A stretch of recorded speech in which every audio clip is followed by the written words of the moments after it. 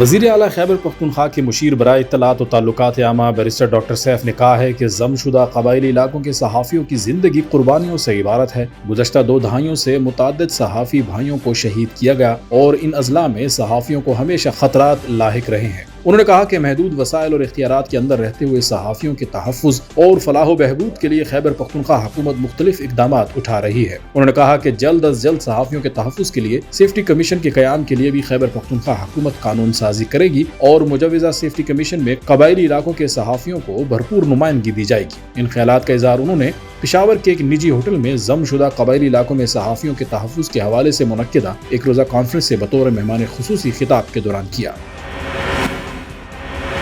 مشیر اطلاعات barrister doctor safe نے کہا ہے کہ وفاقی حکومت اور وزیر اعظم عزم استحکام کے حوالے سے تفصیلات قوم کے سامنے لائیں۔ قومی سلامتی جیسے بڑے مسئلے پر عوام کو اعتماد میں لیا جائے۔ جب تک آپریشن عزم استحکام کی تمام تفصیلات اور جزیات کو پارلیمنٹ کے سامنے پیش نہیں کیا جاتا، اس وقت تک کیا جانے والا کوئی بھی اقدام نہ قانونی ہوگا، نہ آئینی ہوگا اور نہ جمہوری ہوگا۔ قوم کو اعتماد میں لینے کا طریقہ پارلیمنٹ، قومی اسمبلی، سینٹ اور تمام صوبائی اسمبلی اور منتخب نمائندوں کی رائے اور فیصلے سے مشروط ہونا چاہیے۔ مشیر اطلاعات بیرسٹر ڈاکٹر سیف نے وزیر دفاع خواجہ آصف کے بیان پر رد عمل دیتے ہوئے کہا کہ خواجہ آصف نے ہمیشہ جھوٹ اور دغا بازی کی سیاست کی ہے۔ وزیر اعلیٰ نے ایپیکس کمیٹی میں کسی قسم کے آپریشن کی حمایت نہیں کی۔ ایپیکس کمیٹی میں عزم استحکام کے حوالے سے صرف بحث ہوئی تھی، فیصلہ نہیں ہوا تھا۔ خواجہ آصف حقائق کو تروڑ مروڑ کر پیش کر رہے ہیں۔